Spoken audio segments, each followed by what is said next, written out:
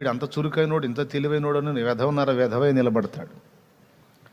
వీడొట్టి వెధవ, వీడు బతకడం చేతగానోడు, వీడికే మేము కూడి పెట్టాల్సి వచ్చేటట్టుంది బతుకాలం అనుకున్నోడే శ్రేష్ఠుడై వాడే తల్లిదండ్రులకు సహకారిగా మారే అవకాశం. చదువు చెప్పే పంతులు కూడా తేడా పడే అవకాశం ఉంది.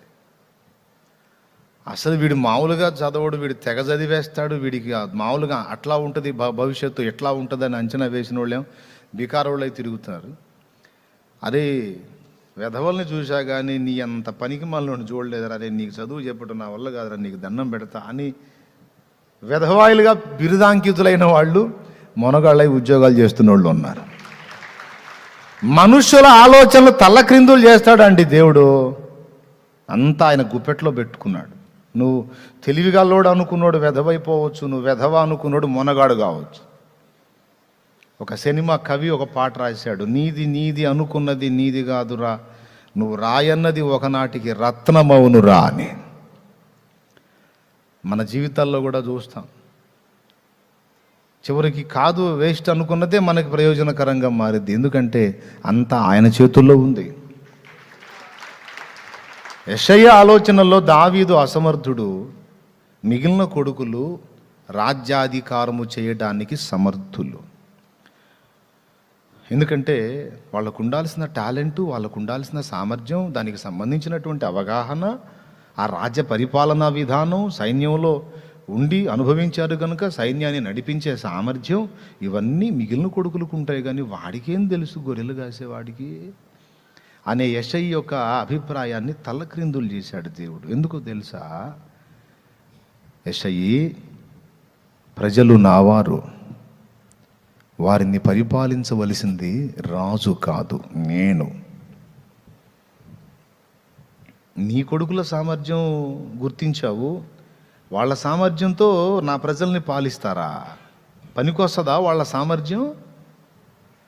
అన్ని విధాలా పనికొస్తుందా? పనికిరాదు. నా ప్రజలను పాలించాలి అంటే అతడు నా సామర్థ్యము పొందినవాడై ఉండాలి, అతడు నన్ను ఆశ్రయించువాడై ఉండాలి, నా మీద ఆధారపడేవాడై ఉండాలి.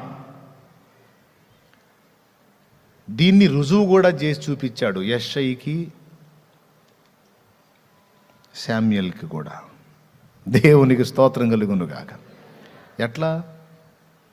సమర్థులు అనుకున్న కొడుకులేమో యుద్ధ రంగంలో అసమర్థులుగా ఉంటే, వీడికి అసలు యుద్ధ నైపుణ్యం తెలియదు, వీడంత సామర్థ్యుడు కాదు అనుకున్న దావీదు పోయి వాడిని వడగొట్టొచ్చాడు. ఇక్కడ బలం వాళ్ళ వ్యక్తిగత, వాళ్ళ స్వీయ బలం పనిచేసిందా, దేవుని బలం పనిచేసిందా? వాళ్ళకున్న కండబలం, యుద్ధ సామర్థ్యం, పనితనపు జ్ఞానం వాళ్ళదైతే దావీదుకి ఏం లేకపోయినా దావీదు బలం దేవుడే. నేను చెప్తున్నా, నిజంగా బలవంతుడు ఎవడో తెలుసా? నిజంగా బలవంతుడు ఎవడో తెలుసా? కనీసం 150 కేజీలు ఉండాలి బరువు. ఎన్ని? 150 కేజీలు ఉండాలి. రోజుకు 10 కోళ్ళు తినాలా. వారానికి ఎన్ని కోళ్ళు? 70 కోళ్ళు తినేవాడై ఉండాలి. ఒక గొర్రె పొట్టేల్ మొత్తం ఒక 2 రోజులు 3 రోజులు తినేసేయాల. ఆ విధంగా తిని బాగా కండలు బాగా మెలిదిప్పి నిలబడాలా. వాడు బలవంతుడు. అంతేనా? వాడు బలవంతుడా? ఫోజులు ఇయడానికి తప్ప దేనికి పనికిరాదు. అది ఫోటోలకి ఫోజులు ఇయడానికి తప్ప దేనికి పనికిరాదు. ప్రపంచమంతటి మీద నిజంగా ప్రపంచంలోనే బలవంతుడు ఎవడు అంటే దేవునిని ఆశ్రయించేవాడు, దేవునినే తన బలముగా చేసుకున్నవాడు. ప్రపంచంలోనే బలవంతుడు వాడు. దేవుణ్ణే నా బలంగా చేసుకుంటే నాకన్నా బలవంతుడు ఇంకొకళ్ళు లేడు. ఏందిరా నీ బలం, ఏందిరా నీ దమ్ము, ఏందిరా అసలు నీ వ్యవహారం అంటే చెప్పాల. దేవుడురా. ఏందిరా అంటే దేవుడురా, దేవుడురా అంటే దేవుడురా. ఆయన నా బలం. నా బలమా, నా కోట, ఆరాధన నీకే. నా బలమా నా కోట ఆరాధన నీకే. నా దుర్గమా ఆశ్రయమా ఆరాధన నీకే. నా దుర్గమా ఆశ్రయమా ఆరాధన నీకే. ఆరాధన ఆరాధన అబ్బా తండ్రి నీకేనయ్యా. రాజా నీ భవనములో వేయింపవలు వేచియుందును. యేసు రాజా నీ భవనములో వేయింపవలు వేచియుందును. నిన్ను స్తుతించి ఆనందింతును. స్తోత్రం. నా చింతలు మరచెదను నిన్ను స్తుతించి ఆనందింతును. నా చింతలు మరచెదను. యేసు రాజా నీ భవనములో రేయింపగలు వేచియుందును. దేవునికి మహిమ. దేవునిని తనకు బలముగా చేసుకున్నవాడు సింహాల కంటే బలం గల్లోడు, ఎలుగుబంట్ల కంటే బలం కలిగినోడు. మళ్ళీ అంత పర్సనాలిటీ ఏం కనపడదు, మామూలుగానే ఉంటాడు. 5'35" 6 ఉంటాడు. కండలు మెలిదిరిగిన కండల వీరుడేం కాదు, మామూలుగా అందరిలానే సాఫ్ట్గా సాదాగా ఉంటాడు. చూడండి, మిగిలిన కొడుకులకేమో సొంత సామర్థ్యం ఉంది. పాపం ఈ చిన్న కొడుకు ఏ సామర్థ్యం లేదు. యెషయి ముద్దు కొడుకు. ఏమండి, యెషయి ముద్దుల కొడుకు దావీదు. యెషయి మొద్దు నుండి చిగురు పుట్టును అనుంది కదా. యెషయా గ్రంథం 11వ అధ్యాయము 1వ వచనం నుంచి చూస్తే యెషయి మొద్దు నుండి చిగురు పుట్టును. యెషయి ఆశీర్వదించబడిన వాడు, ఆయన కొడుకు దావీదు. మరి నా చిన్న కొడుకు వీడు పిచ్చోడు, వీడు అమాయక చక్రవర్తి, ఆ గొర్రెలు తప్ప వీడికి పాప రెండో ప్రపంచం తెలియదు. వీడిని ఎత్తినంత బరువు వేసావయ్యా, ఈ పసివాడిని ఎత్తినంత భారం పెట్టావయ్యా. వానికి ఏం తెలుసయ్యా, వాడికి యుద్ధ నైపుణ్యం తెలియదు, వాడికి అంత బలము లేదు. ఒక తండ్రిగా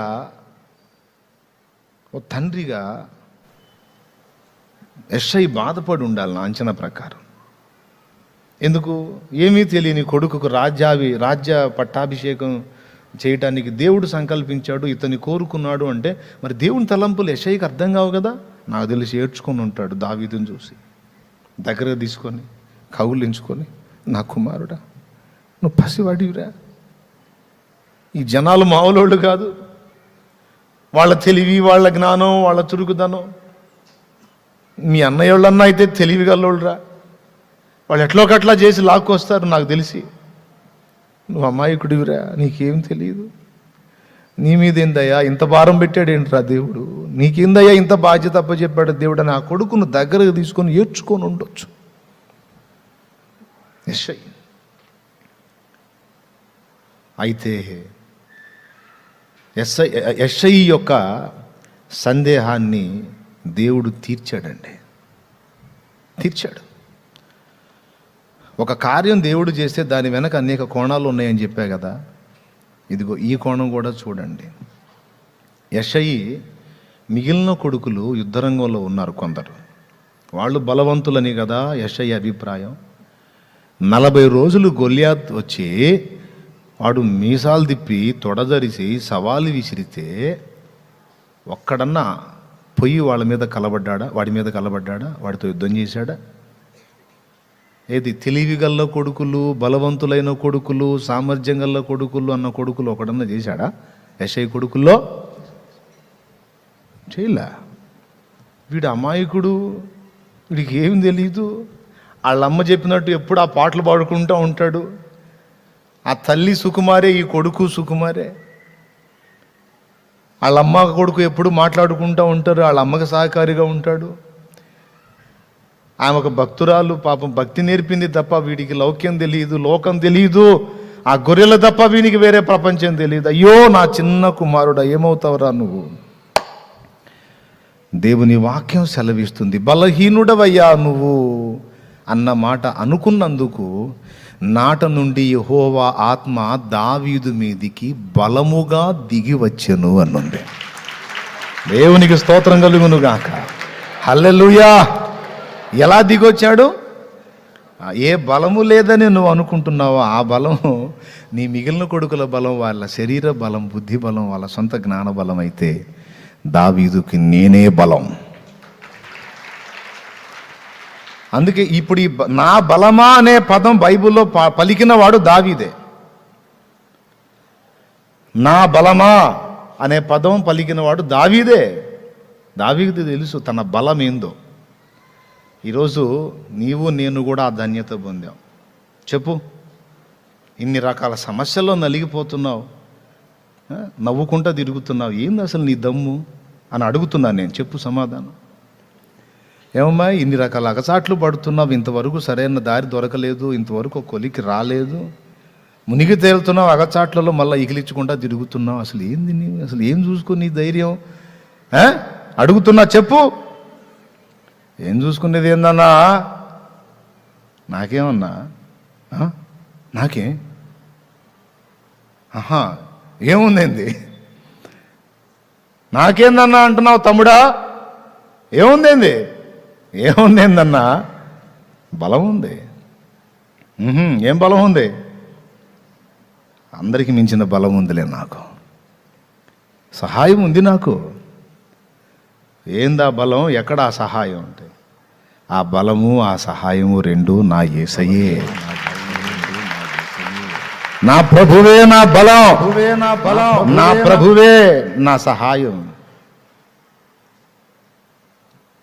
నా మీద నేను ఆధారపడితే మీలాగనే ఎర్రి ముఖం వేసుకొని, ఏడుపు కొట్టు ముఖం వేసుకొని చీదేసుకుంటా తిరుగుతా. నా బలం మీద నేను ఆధారపడితే, నేను ఆధారపడ్డవాడు బలవంతుడు. నేను బలహీనురాలనే కానీ నేనెవని మీద ఆనుకున్నానో ఆయన బలవంతుడు. ఆయన బండా, ఆయన బండా సిగ్గుపరచడు నన్ను.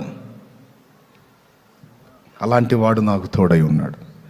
ఏం చూసుకొని నీ ఇంత దమ్ము చూపిస్తున్నావంటే ఏ సైన్ చూసుకొని ఎంతైనా చూపిస్తా. గుండె మీద చేసుకొని చెప్పొచ్చు మనం. అరే ఊరు మొత్తం కలిసి ఇంతున గందరగోళం అవుతున్నా, వాడేంద్ర లెక్క లేకుండా తిరుగుతున్నాడు. గట్టిగా 2 గుద్దులు గుద్దితే సచ్చేటట్టు ఉంటాడు. వాడేంద్ర మనల్ని అందరినీ గందరగోళం చేస్తున్నాడు అనుకుంటుంటారు కొన్ని ఊళ్ళల్లో. అనుకోవటమే తప్ప ఏం చేయలేడు.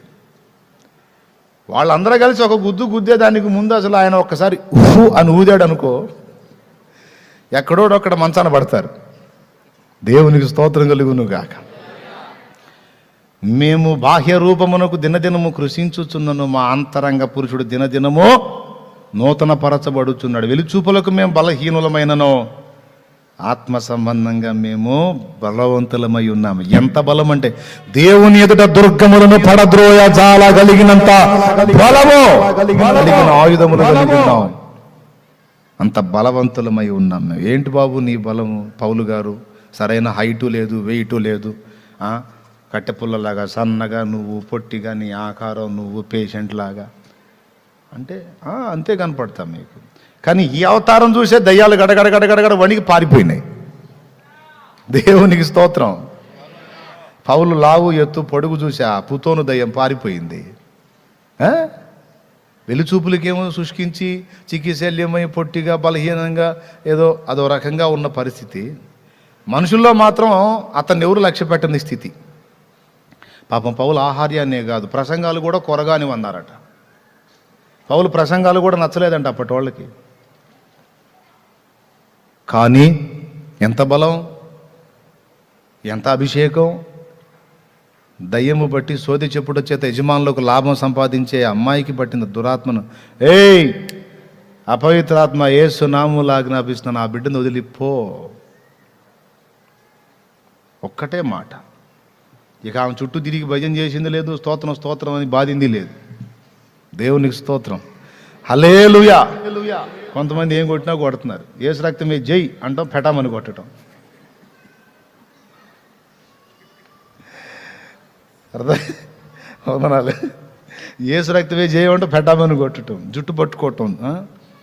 పాపం మొన్న ఒక సోదరుని తీసుకొచ్చారు. నేను దగ్గరికి వెళ్తున్నా ప్రార్థన చేయడానికి. వెనక్కి వెళ్తుంది, కడకడగడ వణుకుతా వెనక్కి వెళ్తుంది. అంటే అంతకుముందు ఎక్కడో చేశారంట, జుట్టు ఏం బీకర సగం ఊడిపోయింది. అవసరం లేదు.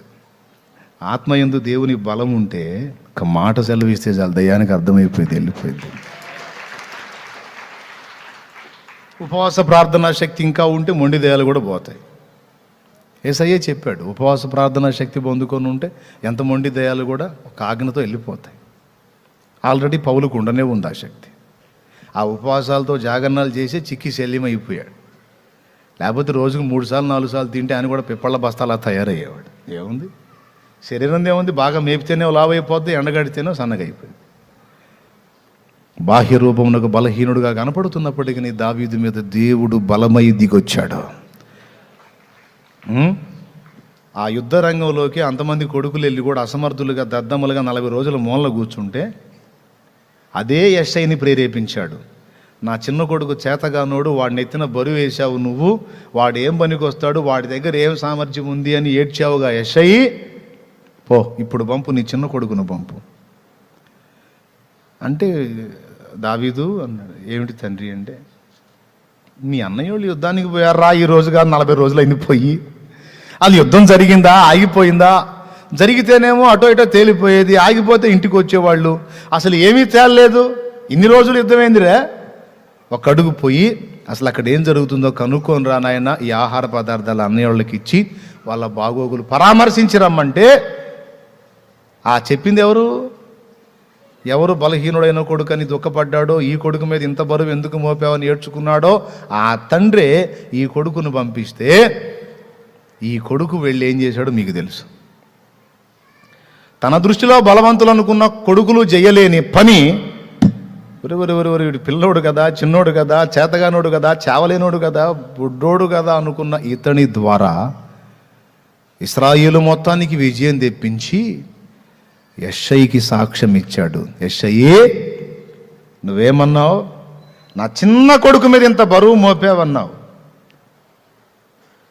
ఒట్టి పాత్రే అడ్డం పెట్టింది నేను. దావీదు నాకిష్టుడు, నీకన్నా తెలివైనోడు. దావీదుకు ఒకటి తెలుసు, నీకు తెలియంది తెలుసు దావీదుకి. ఏంటో తెలుసా? నీకేమో మానవ సామర్థ్యం మీద నమ్మకం, దావీదుకి నా మీద నమ్మకం.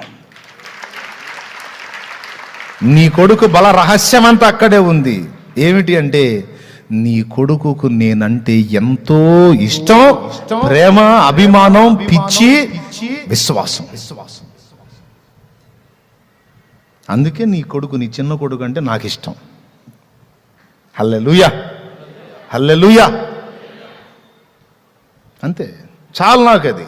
ఇక ఆయన ఎంతలా ఉన్నాడు, ఎంత పొడుగున్నాడు కాదు, వాడెంతటి బలహీనుడైనా నేను నా బలము నింపి వాడుకుంటాను అని గొలియాతు వధ ద్వారా యెషయికి పాఠం నేర్పి, సమూయేలుకు పాఠం నేర్పి, సౌలుకు కూడా పాఠం నేర్పాడు.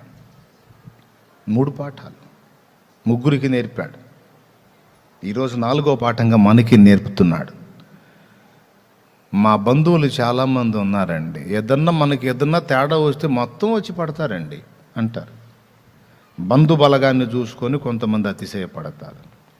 నువ్వు వాళ్ళకు అనుకూలంగా ఉన్నంత వరకు అందరూ వస్తారు. కొద్దిగా చిన్న తేడా వచ్చినా అడ్రస్ లేకుండా పోతారు. ఓకే, కాబట్టి వాళ్ళని నమ్మలేం. అది బుస్సే ఎంతమంది ఉన్నా. ఇక డబ్బు, కొంతమంది పైసలు మంచిగా పైసలు సంపాదించుకొని ఉంటారు. పైసలు ఎంత ఉన్నా అన్నిటికీ పైసలు పనికిరావు. అర్థమైంది? అన్నిటికీ పైసలు పనికి వస్తాయా? పనికిరావు. పోనీ వచ్చిన పైసలు స్థిరంగా ఉంటాయా? చెప్పలేము. సో అవి నమ్మదగినవి కాదు. ధనబలం కూడా క్షేమకరం కాదు, జనబలం క్షేమకరం కాదు. ఇకపోతే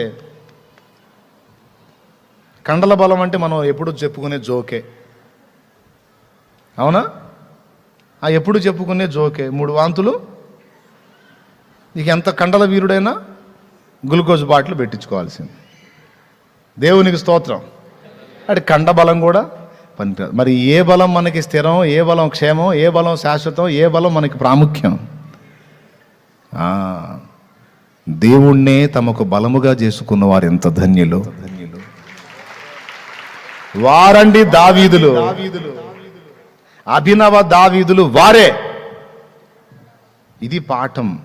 భక్తులను చూసి నేర్చుకోవలసిన పాఠాలలో మొట్టమొదటిది వారి అంతరంగ స్థితిలో, ఆంతర్యంలో వారు ఎవరి పట్ల స్థిర విశ్వాసం కలిగి ఉన్నారు, ఎవరిని తమకు బలంగా ఆధారంగా చేసుకున్నారు. ఈరోజు ఇంత పని జరుగుతుంది. నాకున్న జ్ఞానం ఏందో నాకు తెలుసు. హలో, ఏదైనా ఓపెన్గా చెప్తా, నేను ముసుకేయను.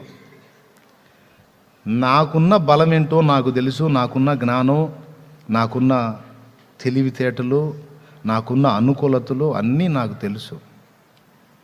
ఒక బలమైన పని చేయడానికి అవి పనికి రావని కూడా తెలుసు నాకు.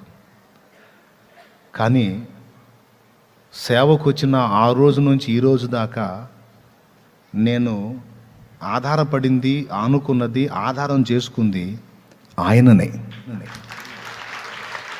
ఆయన బలాన్ని. ఆయన మీద నమ్మకం నాకు, ఆయన మీద విశ్వాసం. ఎంత నమ్మకం నీకు దేవుని మీద అంటే ఎంతైనా నమ్ముతా నేను. భక్త సింగ్ గారితో ఒక నాస్తికుడు అన్నాడట, మరీ మీ బైబిల్ ఒట్టి కహానీలండి. తిమింగలం అంట యోనాను మింగిందంట, కడుపులో దాచిపెట్టి 3 రోజుల తర్వాత కక్కిందంట. ఎవరికి చెబుతారండి మీ కహానీలు అన్నాడు. తిమింగలం అంటే పెద్దది, సముద్రంలో చేపంత చిన్నది లేదు, చేపంత పెద్దది లేదు అంటారు. తిమింగలం అంటే చాలా పెద్దది. భక్త సింగ్ గారు అతను ఆ మాట అనగానే ఏమాత్రం తడుముకోకుండా, ఏమండోయ్ తిమింగలం యోనాను మింగింది అంటే మీకు వింతగా ఉంది, కానీ నేను నమ్ముతానండి. ఏమన్నా తెలుసా, యోనాను తిమింగలం మింగిందంటే కాదు, అంత పెద్ద తిమింగలాన్ని యోనా మింగాడన్నా కూడా నేను నమ్ముతా. దేవుడు చెబితే, నా దేవుడు చెబితే అంత పెద్ద తిమింగలాన్ని యోనా తన చిన్న నోటితో మింగేశాడన్నా కూడా నమ్ముతా. ఎందుకంటే నీకు అసాధ్యమేమో, నా దేవునికి సమస్తము సాధ్యమే. హల్లెలూయా. చెప్పాలి మనం, ఏంటి నీ బలం అంటే? నా బలము పాడండి. అదే పాడతారా? ఓరి ఈ బలం మీద మస్తు పాటలు ఉన్నాయి. నా బలమయ్యున్న దేవా, నా బలమయ్యున్న దేవా, నా హృదయంతటితో నిన్ను నేనెంతో, నా హృదయంతటితో నిన్ను నేనెంతో నిరతము సేవింతు దేవా, మది నిన్ను పూజింతు దేవా, నా బలమయ్యున్న దేవా, నా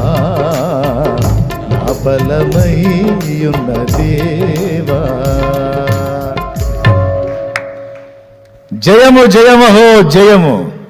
యెషయి చిన్న కుమారుడైన దావీదు యుద్ధమందు జయించాడహో, ఫిలిస్తీయులను అధిగమించాడహో, ఇశ్రాయేలుకు జయం తెచ్చాడహో.